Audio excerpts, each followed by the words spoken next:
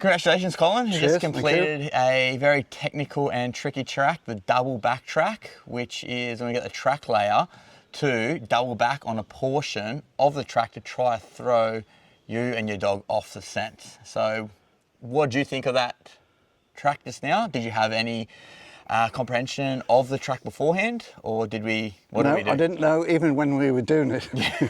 And I didn't know what the track looked like till you showed me on the app. So After, yeah. Even when we were doing it, I didn't really understand what was going on. Too concentrated on the dog. So you had no idea if you were coming back on the track? You were like, okay. Yeah. Well, I knew she was going back over areas we'd been before, but I wasn't sure if we were doing that because she was looking for the track or that she was following the track at that point in time. So because we've done a track before where we've tried to throw you off, where we create a big scent pool, where we had the track layer just walk in circles back and forth, trying to create a big patch of scent to throw you off. But what happened that time? She just went straight ahead and picked up the exit track and didn't bother with that all that mumbo jumbo inside. So this time I even said beforehand that I think what's going to happen, this is a track here, is I think that the track is just going to, Bex is just going to shoot past these corners and go to the, take the straightest path possible. But what you saw happen is the dog went up this track and then realised there's no more and doubled back, which can be like kind of daunting for you as a handler because you're like, oh shit, what's going on here? Especially I know when I did that, I was like, I've just been past this way. Yeah, exactly. Beck did really well, despite the distractions and the toilet break, to come back and hit that the actual true track and keep going and get taken off again. Yeah, well, my concern sometimes when she was coming back was she was just going to come back to the start. She'd start following back to the beginning again, but she didn't. So it's pretty amazing they know not to do that. They know which way to go. Even though there was a backtrack, they don't go backtrack all the way to the start. Yeah, so I thought that was pretty cool.